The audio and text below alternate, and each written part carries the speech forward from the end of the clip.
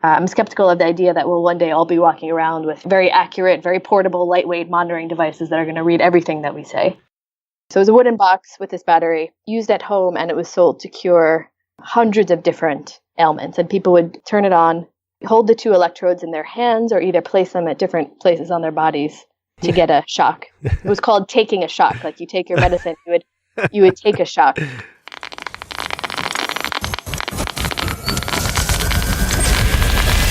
This is Brain Inspired.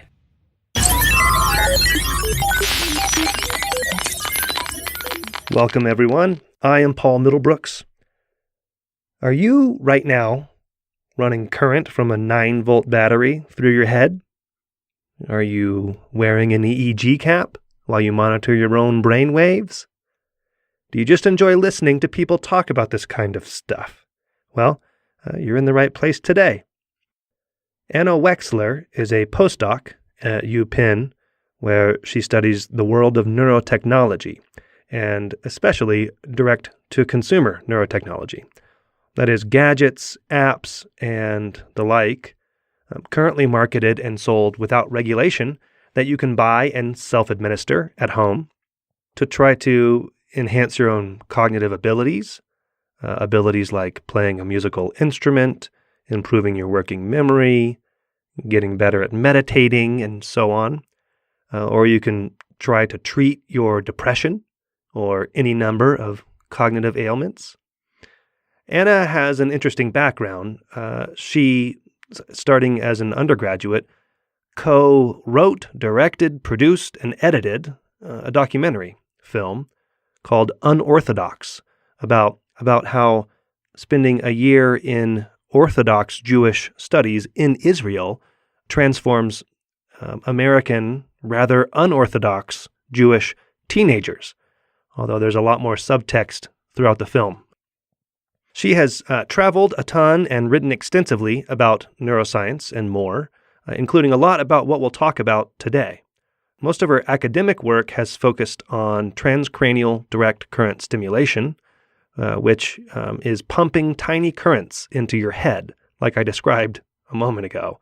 But she has wide interests and knowledge, which we also explore. We talk about what neurotechnology is and how it's tricky to define, the industry of cognitive enhancement with its different products and claims about what those products can do for your brain, how those products might be regulated, what kinds of people are using them in their homes. And of course, we didn't cover the extent of it. You can learn more about her work through her website, annawexler.com, or follow her on Twitter at Anna_Wexler. And all of this you can also find in the show notes at braininspired.co/podcast/20. A special thank you this week to another generous listener, Satpreet. Thank you for supporting the show through Patreon. If you, dear listener, find value in this little journey and would like to support the show for as little as $2 per month, go to braininspired.co and click the red Patreon button there. And you know, for every new supporter, I get to say to my wife, "See, I told you." Okay, happy self-stimulating, everyone. Since Anna was asking me questions as well along the way, here is my somewhat more personally revealing conversation with Anna. All right, Anna Wexler, welcome to the podcast, and thanks for being here. Thank you. I think that I have this right. You can tell me where I'm wrong here. So, it was a rainy night, and you were sitting in your editing room, and you're putting the final touches on the edits for your documentary, Unorthodox. You strap on your transcranial direct current stimulator, you flip a switch on, and you have this epiphany. You've got to get back into academia. But you think to yourself, what should I study? And suddenly you detect the smell of burning flesh, and you realize it's your own. The brain stimulator. It's burning you. And you have your second epiphany. I need to study neurotechnology, you think. That's how it all worked, right? It would have been nice if it worked like that.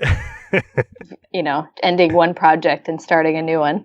The reality was that the documentary film I was working on, Unorthodox, that took 9 years that extended into my PhD. Holy cow. So it's not like I finished it and then decided to do a PhD. That's a labor of love. It was a labor of love. Yeah, definitely a labor of love. But I was living, so at the time I was working on the film, I was living in Tel Aviv and working as a freelance science and travel writer. And I was writing, so I was working mostly with neuroscientists and writing about neuroscientists and neuroscience research. And one of the things that really interested me was brain-computer interfaces and the potential impact that they would have on society. And so I decided I wanted to do my own. So I saw the PhD or a PhD as a way to spend more time doing in-depth research on a project. Whereas as a freelance writer, I was, commissioned to write certain articles, just short articles. Anyway, the short of it is I applied to do a PhD at MIT in the history, anthropology, science, technology, and society department, thinking I wanted to study brain-computer interfaces. Got into the program, started the PhD, realized there wasn't really enough meat yet there in the brain BCI world for me to do a PhD. It was, the stuff that I'd been reading was very speculative. And at the same time, I began to hear about the do-it-yourself brain stimulation movement. And I thought, that would be a great idea for a thesis. This is something that's happening right now, something that I could study kind of from a sociological perspective. So that's kind of the long story of how I got into studying what I studied. And you actually, after you got your undergraduate degree, and then you took this 5 years, not a break, because you were working and traveling and writing about travel and about science, which puts you kind of like me because I had probably 6 years before I started my PhD. And were you one of the older PhD candidates in your program? This is completely for my satisfaction here. Yeah, I was one of the older candidates in my program. And I think you see a lot of people coming in straight out of their undergraduate degree, coming into their PhD because they're not quite sure what else to do. And then not all of those people, but I see some of them kind of flounder, at a certain time in the middle of the PhD. They think, is this really what I want to do? Things like that. But I think when you have time outside of academia and then you come back, you can be a bit more focused. That's not necessarily true in all cases. It's not, but I agree. The people who went straight from undergraduate are the people who either dropped out or were miserable or both, often. Often, yeah, I'd say often. Not always. You could go either way. No, that's true. I was jealous of the people who really shone, coming right from undergrad. Yeah, they're younger, right? If they're superstars, they'll get everything done earlier. They'll get, Well, I didn't. There is that kind of shining, but I just meant internally shown. They're happy to be there. Oh. Okay, yeah. What did you do? Is this like a Alec Baldwin where we like chat back and forth? Yeah, we can. Alec Baldwin. Okay. What's his podcast? Here's the thing. Oh, I don't know. He had a podcast. Yeah, he seems like a pretty busy guy, I guess. Yeah.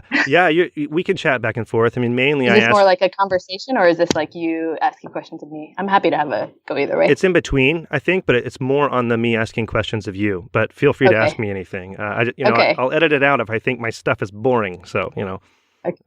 Well, you probably have a bias to think your stuff is boring, even though it may not be. Pretty heavy bias. What did you do for the 6 years?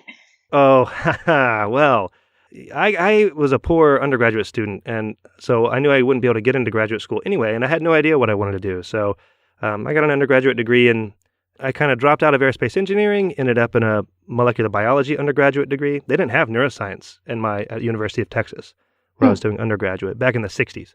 So I worked in a clinical laboratory for a while, and when I decided... You weren't doing undergrad in the 60s. I'm joking, yeah. Okay. When I decided I wanted to go to graduate school, I realized my GPA wasn't good enough, and I'd have to work in laboratories to do so. So I got really lucky. This woman, Carol Odie, took a chance on me and hired me into her laboratory as a technician. So I worked in her lab, and then I worked my way toward neuroscience labs.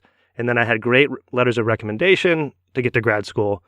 So a lot of it was working toward getting into graduate school. But I wasted a good few years there, not knowing what I was doing. It sounds like fun, having different lab experience along the way. It was valuable. Yeah. Okay. Enough about me. So, what I consider what you do. I kind of just want to ask you about your RV trip, but yeah, this is not about me. But hey, well, we can have another Skype a later time. We can get into that later. Yeah. Yeah.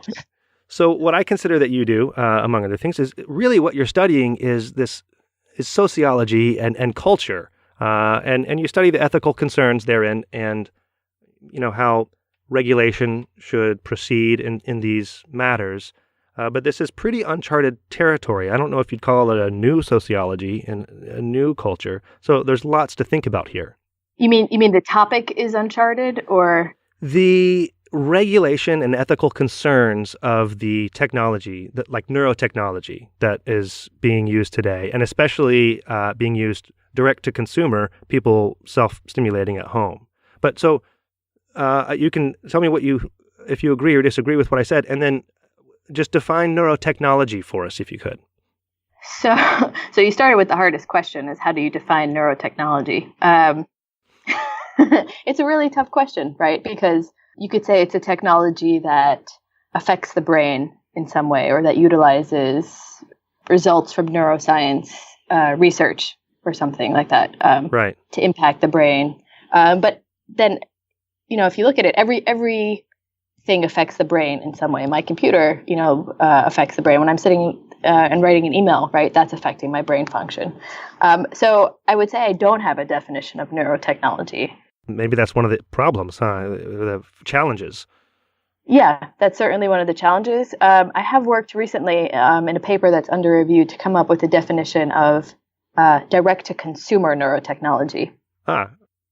So the way we define it in a recent paper that we have under review is the set of products, and by that we mean devices, software, and applications that are marketed and sold directly to consumers without necessitating the physician as intermediary. And they're marketed for the purposes of modulating cognition or affective or mental states. Okay, I think that's a pretty good definition. Yeah, and we say here is that what distinguishes these products as neurotechnologies is that they appeal to the fruits of the brain and cognitive sciences. So this is not like, let's say, a crystal that you can buy in Sedona that may be marketed to improve your brain function, right? Because you could argue that could be a neurotechnology too, at least in the way that it's marketed. But the products that I've been interested in looking at are ones that really appeal to neuroscience, that are kind of sold with an aura of science, and specifically brain science. Oh, you said aura right after you're talking about the crystals. Very nice. There you go. Okay, so that encompasses a lot of what we're going to talk about today. And in recent years, you know this better than I do, but money has been flowing into, for one, brain stimulation devices, transcranial direct current stimulation. But the money that's been flowing into that is relatively low with respect to other neurotechnology. It's like brain training games, like Luminosity, and brain enhancing... Lumosity, yeah. Yeah. And brain enhancing drugs like the nootropics world. Before we talk about the self-stimulating, people at home stimulating their brains and stuff, just in the overall big picture, what's your take on like brain training games and the nootropics and that industry and all of it? I guess I think about them in different ways. So when I think of brain training games, I just think of their main struggle, which has been, you can improve on one task, right? You train on one task, you can improve on that task. Are those benefits, or is that improvement generalizable to other tasks? And I think that's been the main outstanding question with brain training games. So for me, it's not a yay or nay. It's, if it's generalizable, then sure, why not? But it may not be, and I don't think there's good evidence yet that it is in all domains. And it's a difficult question to ask and to assess. And what does it mean to be generalizable? And how do you even identify the domain that you're, generalizing to? And how do you study it? Yeah. So that's like the first thing that comes to mind when I think about the brain training world. That's interesting because the brain training game world, it's interesting because I just had Dean Bonomono on the show a couple episodes ago now, and he researches time and how it works in the brain.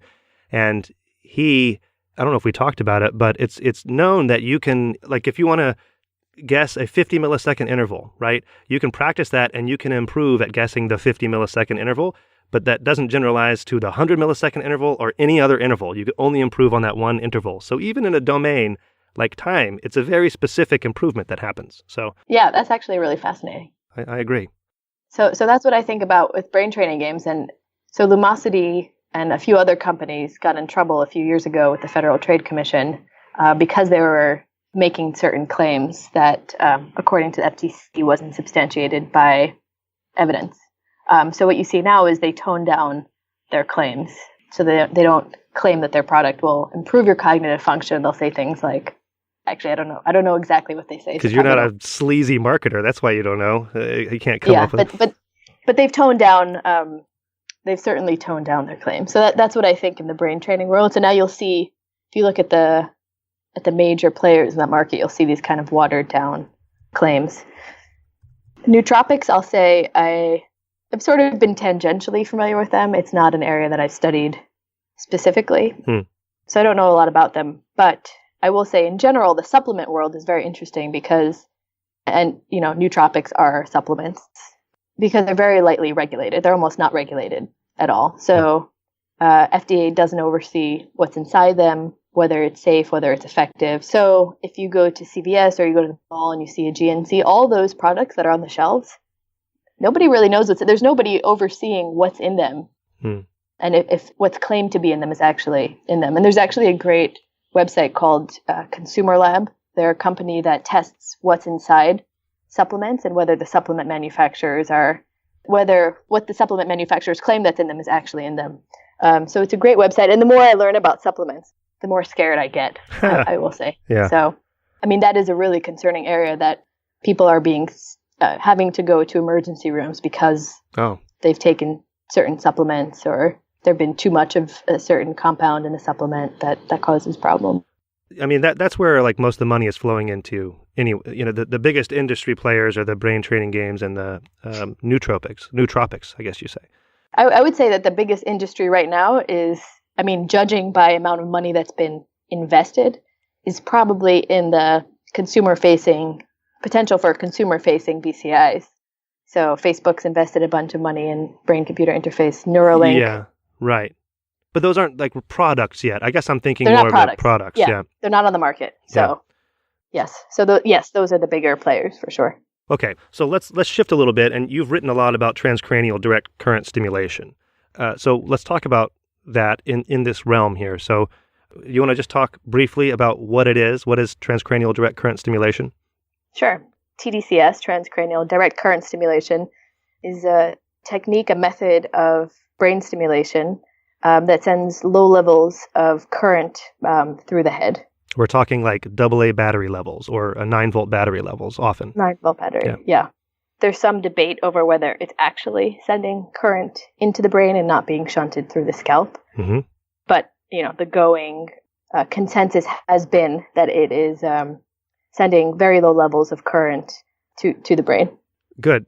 So the idea really is that it's putting your neurons in a slightly depolarized state so that it's getting them more ready to fire. So if you're putting current through a certain area of your brain, say that's great at backflips, then you're going to be you're ready to do a better backflip if you have the tDCS stimulator going, right?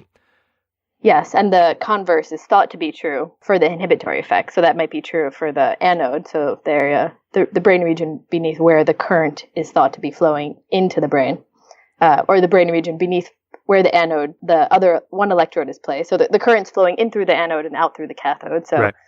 In the region beneath the anode, it's thought that there's a depolarizing effect. But in the region beneath the cathode where the current's flowing out, there may be a converse effect where maybe making it harder for you to perform backflips. Yeah, you land on your face. If both were on the motor cortex. That's not usually the case. Well, right. But we really don't know. But that's a very simplistic view. And that's the working model right now, but it's complicated by a variety of other things, like what drugs you're on. Oh, sure. Shockingly. So yeah. It is being used a lot in the academic world. It's being studied a lot. In fact, the last lab that I worked for, I overlapped just a little bit. They were just starting some work using tDCS in non-human primates. Oh, interesting. Yeah, and trying to track, to see if behavioral changes ensued. This was like an eye movement lab. But how you know how it's used in the academic world? How do people use tDCS in the academic world? So it really breaks down into two kinds of studies. So studies in clinical populations and studies in healthy population. So it's in clinical studies, it's used to see if there's any effect for treating things like depression or chronic pain or schizophrenia or autism. I'd say the most promising evidence right now seems to be for depression and chronic pain. But could probably find a study that's tried tDCS for pretty much every disease or disorder that you can name. They're cheap. They're cheap for labs to buy too. They're cheap for labs to buy. Yep. And I think it's important to mention it's an experimental technique. It's not FDA approved to treat any indication. So this is not a product that's on the market that you'll go to your doctor and receive. Right. So still experimental. So there's clinical populations, clinical studies on the one hand, and then scientists interested in understanding cognition and behavior also use it in healthy populations. So to study the effects on language, memory, motor skills, creativity, executive function, things like that. And in that literature, you'll find a lot of studies claiming that tDCS has a kind of cognitive enhancement effect. And so there's a lot of overlap, actually, with people using it in their homes. So you can buy these things direct to consumer, have them shipped to your house. I don't know if they come with instruction manuals. Some do, some don't. Oh, is that right? So how do people use it at home? And there is a lot of overlap with what you just said. Yeah, so at home, so basically the home use of tDCS breaks down in the same way that the scientific use does. So partially for treatment. In a study I did, I found that about 40% of users utilized it for treatment, and I believe there were about 3/4 that utilized it for some kind of cognitive enhancement effect. So that also broke down really nicely along male and female, because all the males used it for cognitive enhancement and all the females used it for depression. Yes, right? Not all, but more. Well, yes, more males than females, and vice versa. It's interesting. Yeah, so that was a pretty interesting finding. So okay, so people are buying these things at home. So it's recent. This most recent surge is recent. So when did people start really buying these things and experimenting with themselves at home? So I've traced the start of the whole idea of home users, using these things on themselves back to late 2011, early 2012, which was when the do-it-yourself tDCS movement started to coalesce. Is that when the maker movement really took off too? I can't remember. It was a little before that. Okay. I think that the maker movement. So I think the seeds were in place for. The maker movement was there before that. DIY bio had just started, and DIY tDCS comes a little bit after that. Okay. But it's interesting to think about, all these movements and kind of arising at the same time, because there is some overlap between them. So it started late 2011, early 2012, and that's when we see a Reddit forum dedicated to tDCS. There's websites and blogs and videos that come out dedicated to tDCS. And at this time, people were still making devices at home. So most of the content that you would see was, how to make a tDCS device, go to Radio Shack, when Radio Shack still existed, buy the parts, put them together, here's the diagrams.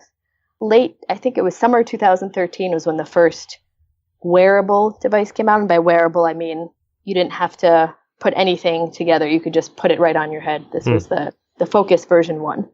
Prior to that, there'd been, in earlier 2013 and 2012, there had been a number of individuals, entrepreneurial individuals, who decided to start selling tDCS device kits. So they would, package a battery and some wires together, and you just basically plug everything in at home. But the Focus device was this kind of sleek-looking headset. You could just pull it out of the box, put it on your head, and it connected to your phone. So that was about 2013. And now, I haven't checked in the last year, but I'd say there's probably at least a dozen, maybe 20 devices that are on the market sold for tDCS.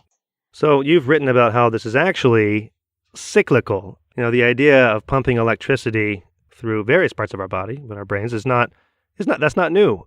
So you've written about the medical battery. So what is that? What's the medical battery, and when was that? So the medical battery is very interesting. So that was the late 1800s, early 1900s, and the use of electricity at home at that time was extremely popular. So if you could put yourself back in that time period. Was Tesla alive? I can't remember. Was Tesla alive at that point? Edison, was that later? I have it all mixed up. I'm not. Because home electricity. Well, yes, I guess it was, because electricity was making its way into the homes of Americans. I should say I'm talking about the United States when I talk about right. this. Yeah. It was making its way into the homes in the late 1800s and early 1900s. like the last decade or two of the 1800s. So it started in the wealthier homes. They had electricity first, and then it, gradually moved its way to other people's, gradually spread. Okay. So the medical battery was not something that was plugged into the wall. It actually came to seem sort of outdated once there was electricity, widespread electricity in people's homes. But yeah, so at this time, electricity was very, very exciting. It was in the 20s and 30s that alternating current was discovered, and that the precursor to a battery was discovered then. So this was in the early 1800s. So suddenly you had a way to both store, to generate electricity, to store it, and release it on demand. Yeah. So that was the early part of the 1800s. And that kind of really paved the way for certain actually, people had been interested in medical electricity since static electricity, which was the middle of the 1700s, since that was, I don't want to say discovered, because people knew about static electricity before that, but right. But since there were ways to capture it and kind of play with it, that was in the mid 1700s. Anyway, yeah, so early 1800s, alternating current now exists, direct current now exists. At the time, they called direct current galvanic current after Galvani. Alternating current was faradic current after Faraday. So these devices exist that can generate and store electricity, and people began using them for medical purposes and essentially trying to cure different ailments with electricity. And it was thought that electricity would loosen any blockages that you had in your system. It would sort of get things flowing.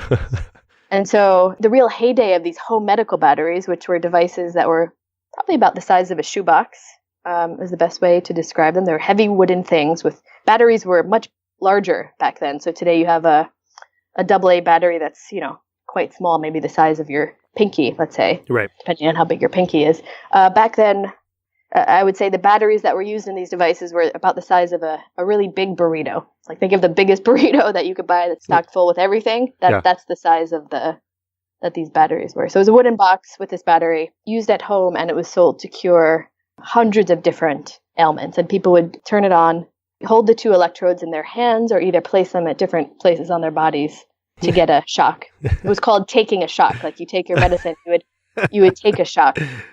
Oh man, I want to go take a shock now. See what happens. Loosen up whatever's tight inside me. Yeah, there are hundreds of companies selling these devices, so this was a big business. So it was something you could go see your doctor to get. You could get electrical medicine, or you could buy a device for use at home as well. Okay, now we just get oxycodone and stuff, right? To just yes, yes. So you argue, rightly so, I think that self-stimulating should be understood in terms of like the larger context of like DIY, do it yourself, and citizen science and life hacking movements. Why is that? Why do you think that it should be understood in this larger umbrella? Well, I think there's just a lot of similarity. I mean, there's similarities and differences between the movements. So I think understanding where the movements are similar and where they might be different is useful for thinking about policy, how to navigate the rise of DIY medical or DIY science movements. So one main difference, let's say, between DIY bio and DIY tDCS is in DIY biology, it's mostly groups of people coming together, often around a shared space, and they're experimenting, but they're doing it not to improve themselves. They're doing it for tinkering, to make cool stuff, maybe to do some experiments that they're interested in. But in DIY tDCS, the people the DIYers are motivated by self-improvement. So whether they're using it for enhancement or they're using it for treatment, they're trying to improve themselves in some way. So the movements are very similar in many ways, but I think there's also these underlying differences in motivation. Okay. And I think so that can inform policy in terms of if you're making policy for, if you're trying to restrict someone doing something, just, if someone's doing it for kicks, right, and you're trying to restrict them, that's one thing. But if you're trying to restrict somebody who's really desperate and is trying to self-treat, let's say their depression, that's intractable, that person's going to go to much greater lengths to try and use that device or use that technology than someone who's, not as personally motivated. These are hard questions. I'm glad that you're thinking about these things instead of me. So with tDCS in particular, what are the the dangers or unintended consequences of using it? Burning is one. That's reported by a small number of users. Did they not wet the sponge? How do you get burned? I don't understand. So some of the early devices, I won't name the company's names, but the electrode size was very small. And, so some people, sometimes there's no directions to wet the sponge, or you wet it with water instead of saline solution, right? Or the electrodes are really small. But usually if you're aware that burning is a risk, you should be able to feel that, there's something getting very hot on your forehead, unless you're very distracted, which you might be. Okay. But there's also burns reported in the scientific literature. If you look there, there's redness, there's burns, there's headaches, there's tingling, and that's what home users also report, similar issues. Yeah. The unknown, so I'd say the main unknown, well, actually, I'll start by saying that home users actually don't deviate too much from the parameters that are used in the laboratory settings in a number of ways. In one way, they deviate a lot. So when it comes to current level, they mostly stay at around 2 milliamps, which is roughly what's used in scientific studies. In terms of length of session, 15 to 20 minutes is the most common, which is also probably the most common in scientific studies. But where they depart is in the number of sessions that they have used tDCS for. So in laboratory studies of tDCS, especially for cognitive enhancement, so in healthy populations, there's often only one or two. You can't get undergraduates to come back to the lab. Yeah, like more than a few times, right? Right.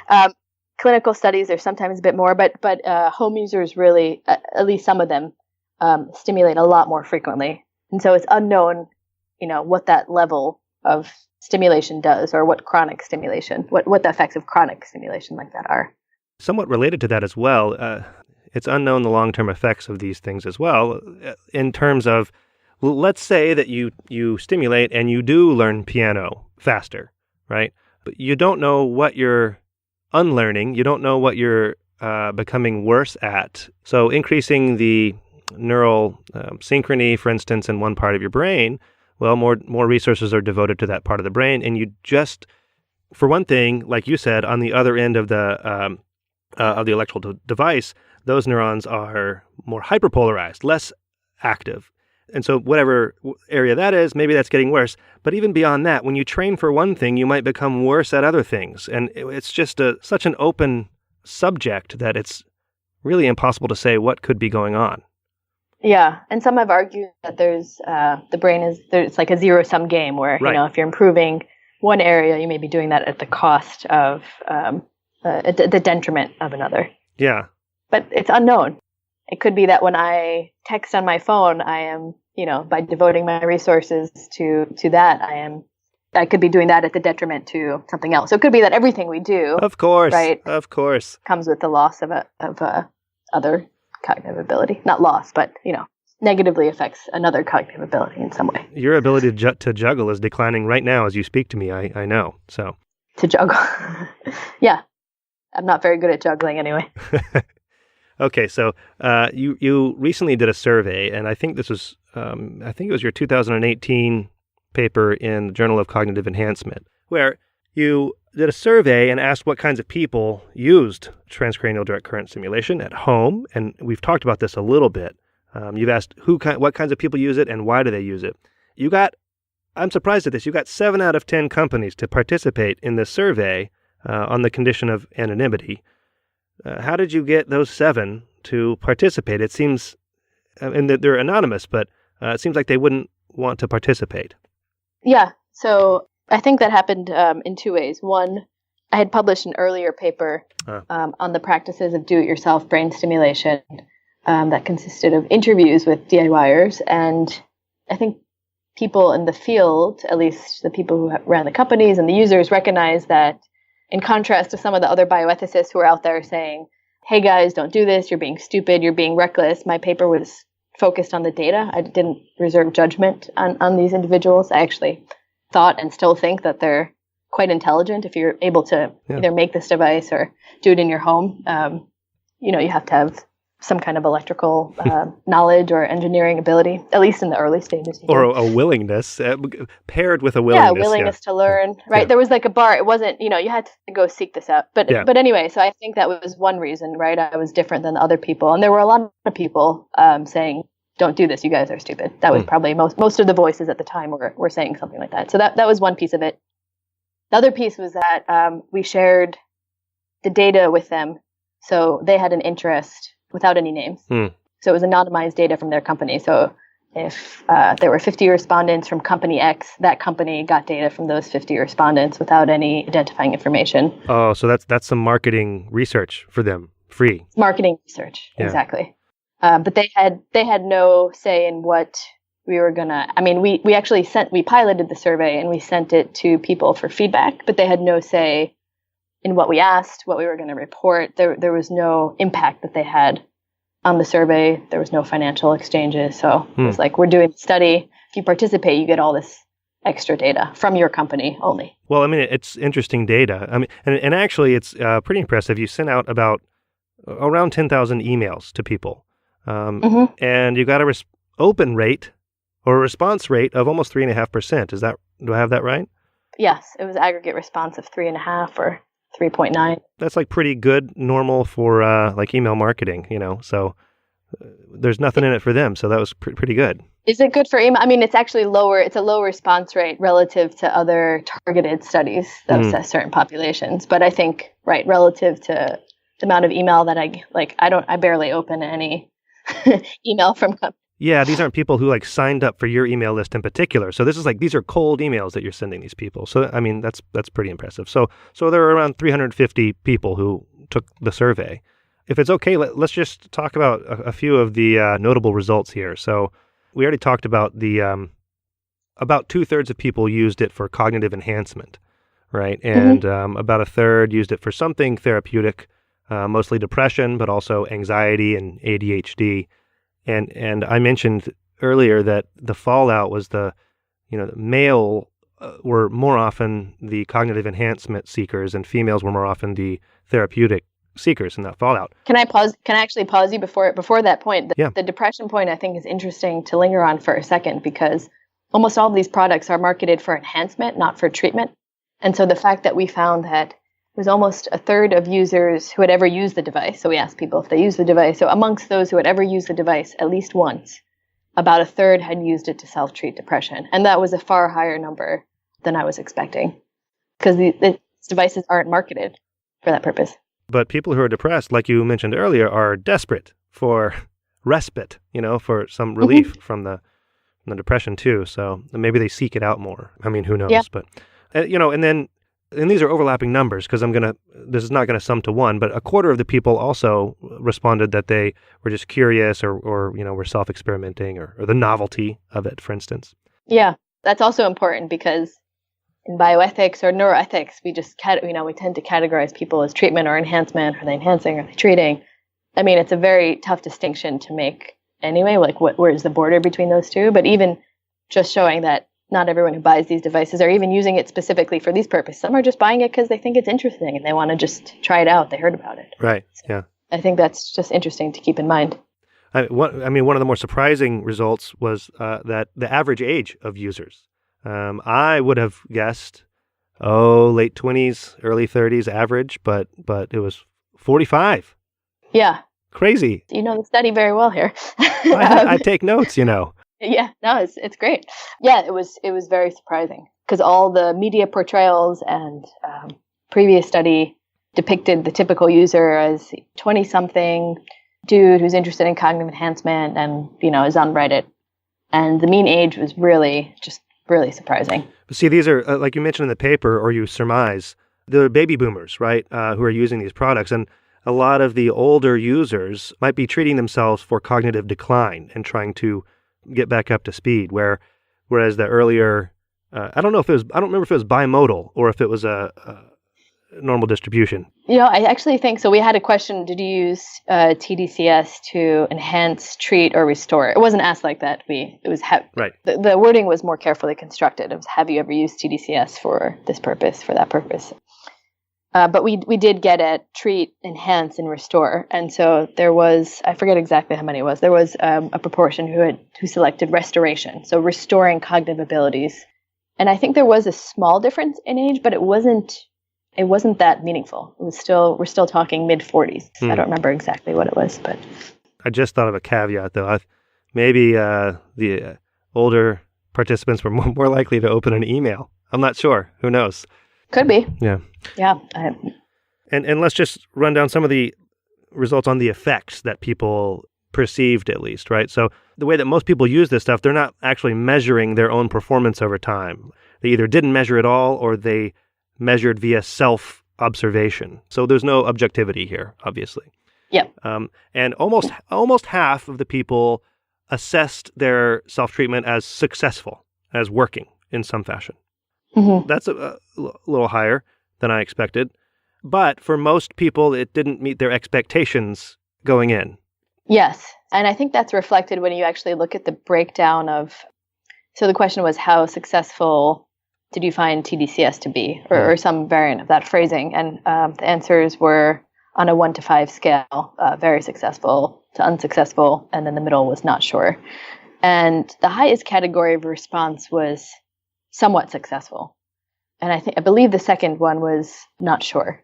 So when you have this somewhat successful, it's not people saying it's very successful. They're saying, yeah, it was probably successful. And there was a big not sure category. So what that tells me is that it's not a technology that people find to be overwhelmingly effective. Right. And often, if you're going to strap one of those on, you're going to be practicing the piano more anyway. So these could be just practice effects, etc. So there's a lot more to learn here, but it's really interesting stuff. It's a really interesting breakdown. Yeah. And those who used it for treatment found it more successful as those who used it for enhancement. Oh, that's interesting. So that could be for a number of reasons. It could be tDCS is actually more effective for a certain treatment than for enhancement. It could be that the placebo effect is greater for treaters than for enhancers. It could be that it's equally successful, but perhaps the effects are more salient, equally successful or unsuccessful. Well, equally successful, but that the effects are more salient for people who are, say, depressed, right? So you might notice an improvement in depression more than you might notice a 5% increase on your working memory, let's say. Right. So it could be a lot of reasons for that. And yeah, again, it's self-report, but I think in this case, self-report is actually the interesting measure to get at. Am I going to get you in trouble if I ask if you've self-experimented? I've tried some of the devices. I haven't used any of them regularly. I tried the Think when it was out. I've tried a few others. I'm not sure if it had any effect. I didn't really do any kind of testing. Self-observation or anything, yeah.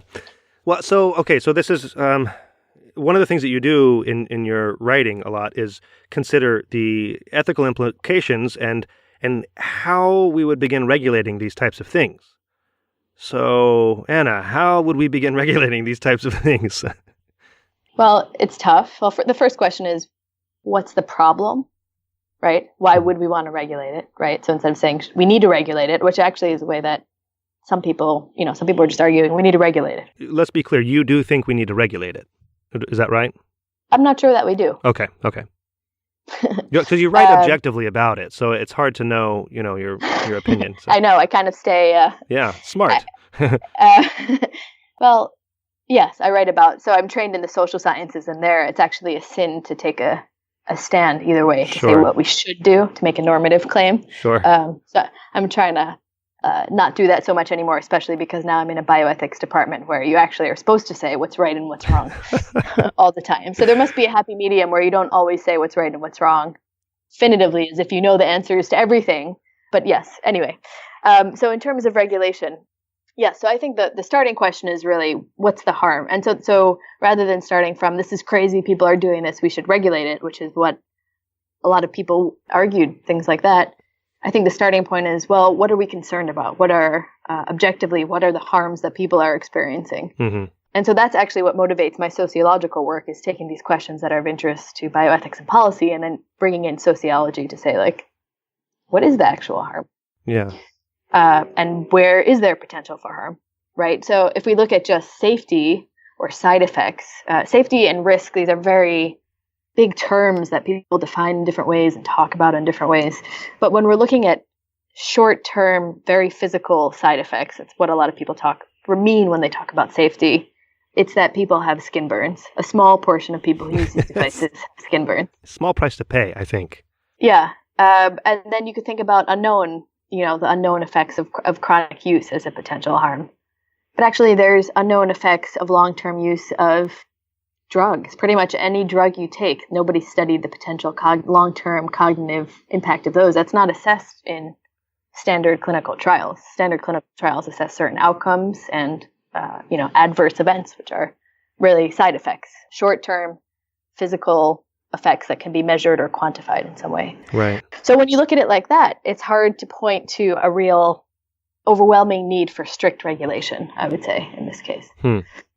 The question is, if they were to be regulated, where would that regulation come from and who has regulatory jurisdiction over them in the U.S.? So the regulatory question is whether these devices are medical devices and therefore fall under FDA jurisdiction, or if they're consumer products and therefore they're not subject to FDA medical device laws. And so then you have to go and ask, what makes something a medical device? What is the definition of medical device? So the FDA judges whether or not something is a medical device, not by its mechanism of action, but by looking into how a manufacturer markets the product. Which is great. Hang on, I just want to... I'll give you an example. Yeah, okay. Yeah, go ahead. Well, just, raised my ire with the marketing, because marketing's job is to get around stuff like that and to communicate in a way that you're going to buy the product and the company won't get regulated. So it's just teaching them how to market. Yeah, I mean, you could companies write around the regulation. And that's what happened with supplements too, right? So the line between what's a supplement and what's a drug is not that big. The claims that supplements can make and the claims that drugs can make. So a supplement can market themselves as reducing the appearance of wrinkles, whereas a drug can market a drug. If you say you're reducing wrinkles, then that's actually a medical claim. Then you're considered a drug under FDA regulation. Mm-hmm. But if you're a softer claim, right, reducing the appearance of wrinkles, then you're a supplement. And there's very, very little oversight. You can go straight to market, be right on the shelves without showing safety or efficacy or anything like that. I have got to get in the supplement game here. This is really... Supplements are really crazy. So similarly with devices, it's all about how you market the device. So if you market your device for enhancement, the question is whether that's a medical claim or not. It's probably not. But right now it's the Wild West. So there's no... I mean, that's what kind of you're working toward. When regulators catch up and they start to think about these things, they're going to be reading your papers to make these regulations. So it's an interesting position you're in. Yeah, and I'm in contact with the FDA, and the FDA is thinking about this, and they've had several or at least one workshop on the topic. But I think for them, it's also a question of resources. Is this a need that they should put more effort into? Yeah. And so they actually have a guidance that's out, and they basically said that if a device is low risk and it's marketed for wellness purposes, not for medical indications, even though it technically could fall within their jurisdiction, they're going to exercise enforcement discretion, which basically means they're not going to bother with them. They're not going to take a look. So the question is whether tDCS devices meet this criteria. Are tDCS devices, they're certainly marketed for wellness purposes. Right. Are they low risk? And in the recent version of the guidance, FDA said they would not be classified as low risk. So basically, FDA was saying tDCS devices do not meet the criteria for this exemption. But at the same time, they have not taken any action against the devices, against the manufacturers. So it's a bit of a confusing point where it is now. But again, it all comes down to how a manufacturer markets a device. Is it for medical indications? Is it for enhancement? And so now what we're seeing in the EEG space and in other spaces is products and devices being marketed for wellness, which are sort of like the dietary supplement versions of medical devices. Like the same way that the relationship between dietary supplements and drugs and marketing is the same way that similar to the relationship between these direct-to-consumer neurotechnologies and medical devices. My grandfather's printer went out and he needs a new printer. And my grandmother said, well, I was watching the TV and they said the best place to buy a printer is Best Buy. And it was because it was a Best Buy commercial.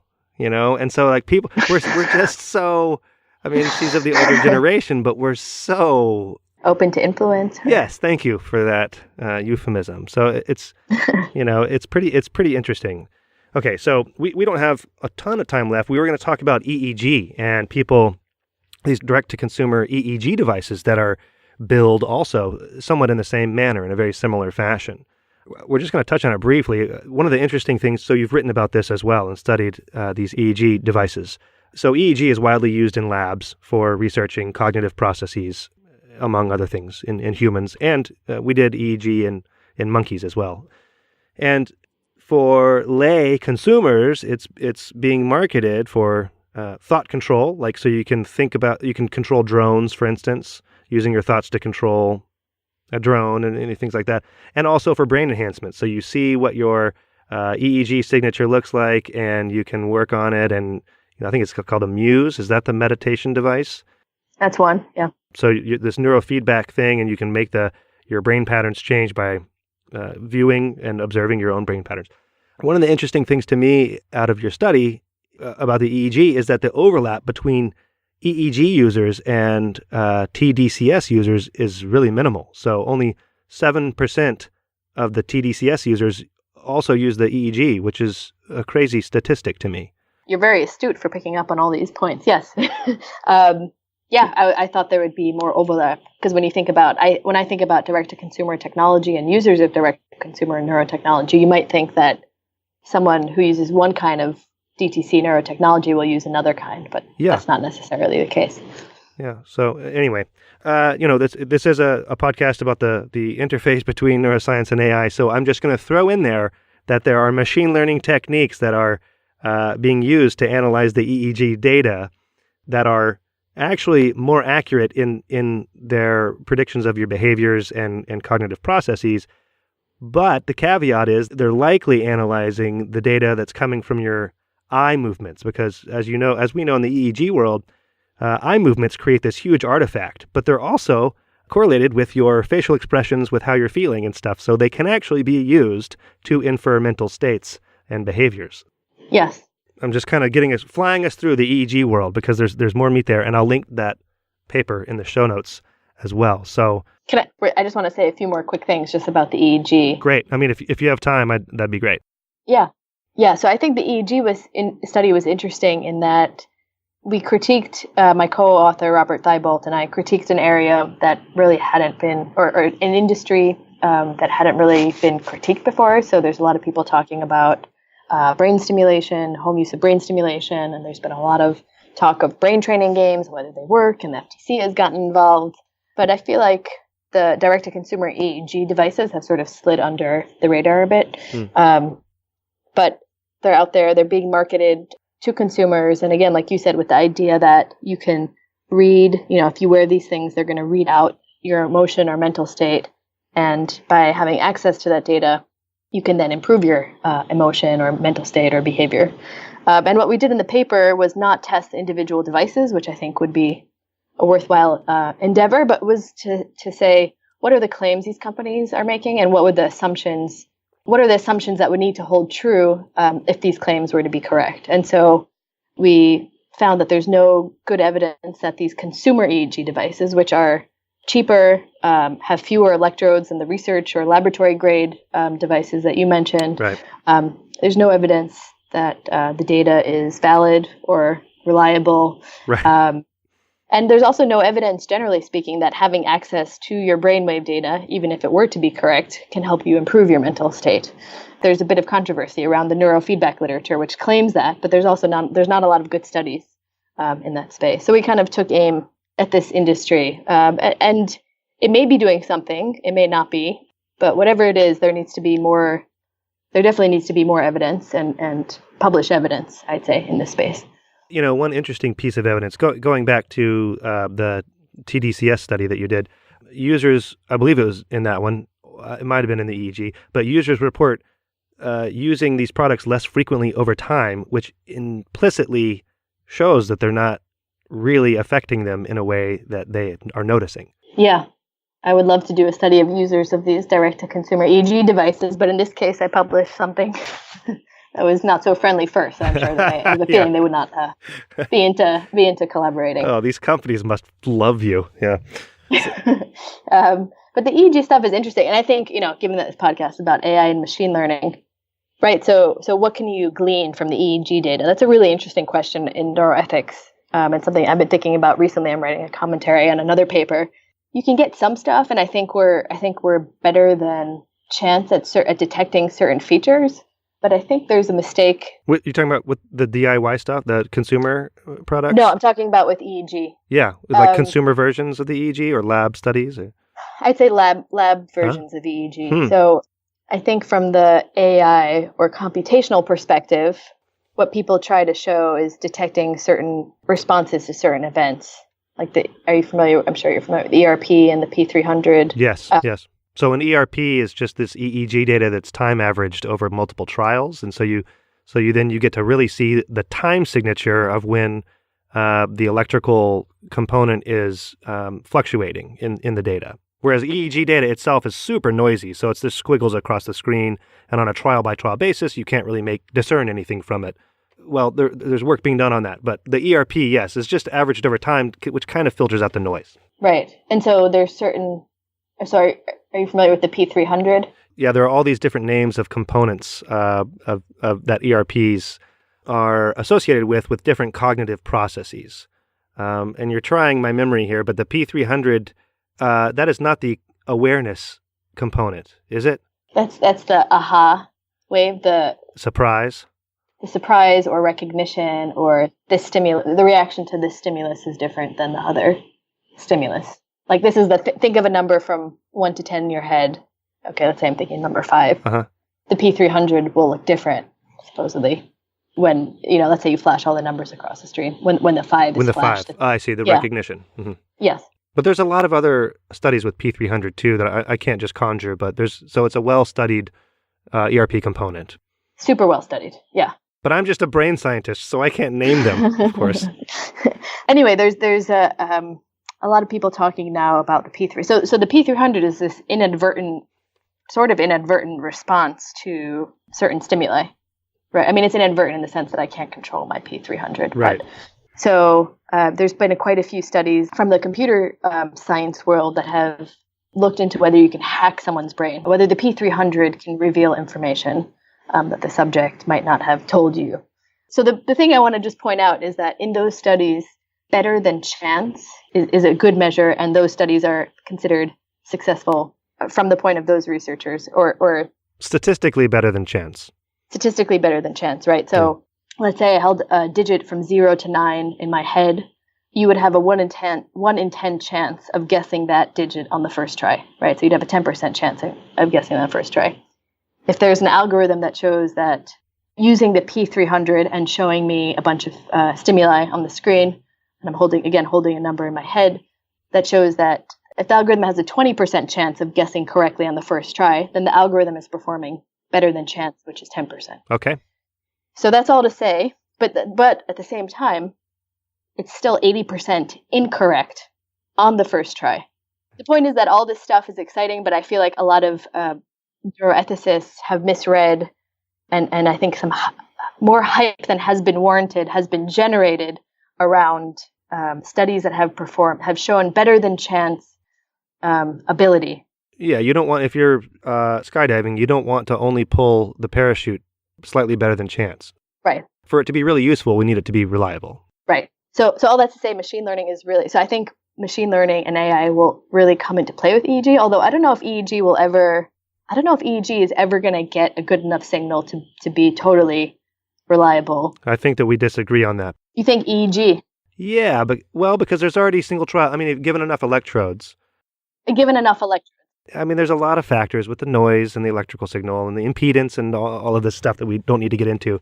I think I'm more optimistic about using all of the electrodes as data points, that, single trial activity could be pretty accurate eventually. But I don't know. I could be convinced otherwise.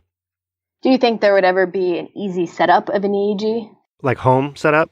Yeah, that it would be that. Because if you really have all the electrodes, you're getting good contact. I see that I can go like possibly there, but I think that this is just shooting from the hip, but I think that if your EEG cap also contained a shielding cap over it, right, where you can shield the noise from the external world, and somehow that would improve things, But this was sort of on my agenda to work on before I left academia. Really? Well, I was just interested in it because I had done monkey neurophysiology, so I was interested in getting into the EEG world, and because that would also broaden my prospects for a job, an academic faculty position. So, and brain waves oscillations had been interesting to me. I'd read a lot about them, and I didn't quite get there. I was mired in monkey neurophysiology, recording their brain activity. But you have an infant, though. You want to hear my entrepreneurial idea?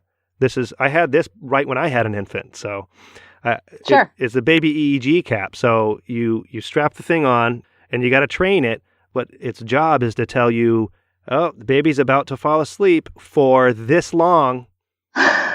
Wouldn't that be awesome? Could you do that? I haven't tried it yet, So, but to predict the duration of a nap, you might be able to, based on sleep spindles and some of the neural signatures of as your brain goes into deeper sleep and things like that. I don't know. Or I can at least prepare you. Baby's about to wake up. You better come out of your euphoria, Yeah, I think you could do that. Sleep and EEG, that's a very well characterized. And useful. Mothers across the world would be purchased these things. So you need to get the regulation going before I start selling this, is what I'm saying. You could. There's companies now selling home EEG devices for improving sleep. So you could just no regulation. So if you say cure insomnia, then you're in trouble. If you say improve the quality of sleep. What about induced lucid dreaming? Because I actually have a friend who's working on this. So he's really into lucid dreaming, and it's fine. Do it. I think that would be. Yeah, there's one company that's out there that markets, I've seen increased lucid dreaming or something like that. Yeah, there's plenty on Kickstarter and stuff. Yeah. Is neurohacking here to stay? Is this just a fad, or is this something that's just going to continue? It's a good question. We've seen neurohacking more broadly could mean, trying to improve ourselves, trying to optimize our performance, trying to optimize our cognition. Do you mean this broader thing? Or I mean the more narrow. Let's stick with the EEG and tDCS world. These kinds of technologies, it's going to get more and more invasive, and eventually there's going to be brain chips. Or is there going to be backlash and people are going to back off, or is it just an inevitable progression here? So I'm a skeptic. So I don't think at this stage that people will get invasive, that the consumers are going to buy into invasive neurotechnology, so neurotechnology that requires surgery for enhancement purposes, for recreational and enhancement purposes. There may be a subculture of people who do that. Hell, there already is. Yeah, well, the subculture, not in the brain. Not in the brain, but right, biohacking, grinder, whatever they're called, that world, certainly. But I think what we're going to see is that it probably remains a subculture. That might be modulated by whether or not these technologies turn out to be really effective or not. And, as I've seen in my studies, it's not a technology that people find to be overwhelmingly effective. Mm-hmm. So I think that's going to hamper its spread. And when this technology first came out, there was a fear, oh my God, it's going to be widespread. Everyone's going to be hacking their brains. It's going to become widespread. People are going to be forced to use it. And that's really not what we've seen. So now we have some, started in 2012, let's say. So now we could look back and see that it hasn't achieved widespread uptake. There may be a new technology, though, that comes out that's better, that's more effective, that has a direct-to-consumer version. And it may be a different story for that. I don't think it'll be the case with tDCS, at least not in the near future with EEG, I would say. No way. Well, yeah, I totally agree. I'm a skeptic. Yeah. I'm a skeptic when it comes to EEG. Okay, well, let me flip this around then, because so we are, as humans, we are notoriously terrible at predicting the future. But I'd like you to predict the future. So, is there what is something? Can you name something that you believe will come true in the neuroscience, brain stimulation, neurohacking, AI, that may seem far-fetched, even though you're a skeptic? Is there something you think, I bet this is going to happen?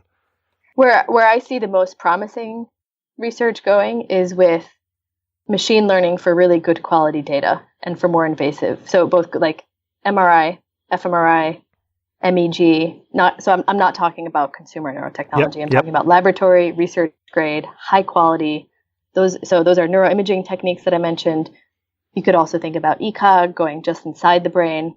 I think that there's really amazing potential there for machine learning in AI, but those are really high quality signals. Right. So there's the study from Jack Gallant, is that his name? His lab with... I think it's Gallant, isn't it? It might be Gallant. I'm not sure. Yeah, probably Gallant. I met him. I don't know how to pronounce his last name.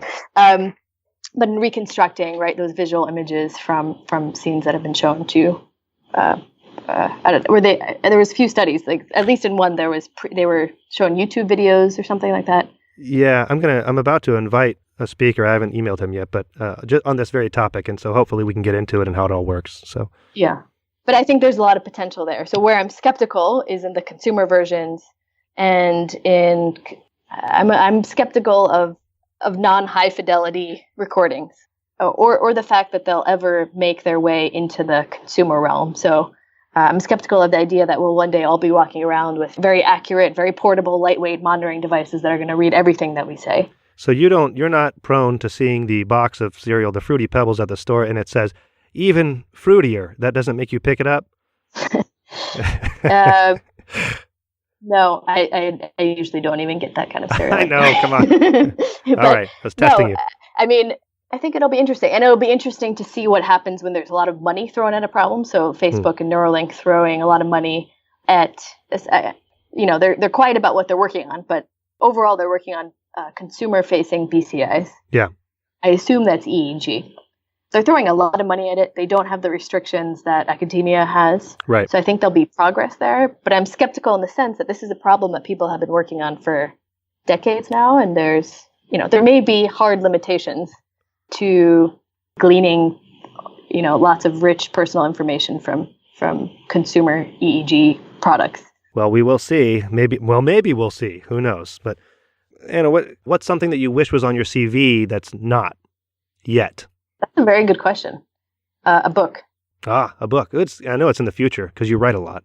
Maybe in the future. Maybe not, given that I'm on the academic track. Yeah. Last question here. So what's something that you either don't have time or the resources to work on but you wish someone else would be working on? If you could, you'd be working on? These are really good questions. Coming from someone who used to interview people, these are very good questions. Does it have to be related to science? No.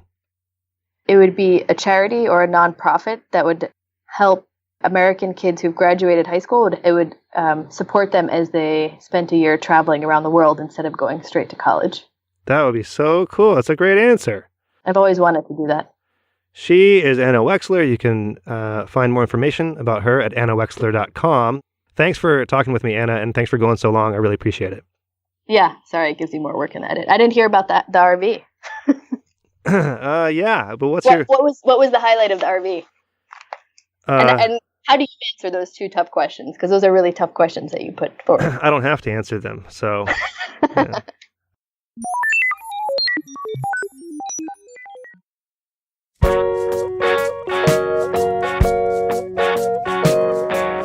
Brain Inspired is a production of me.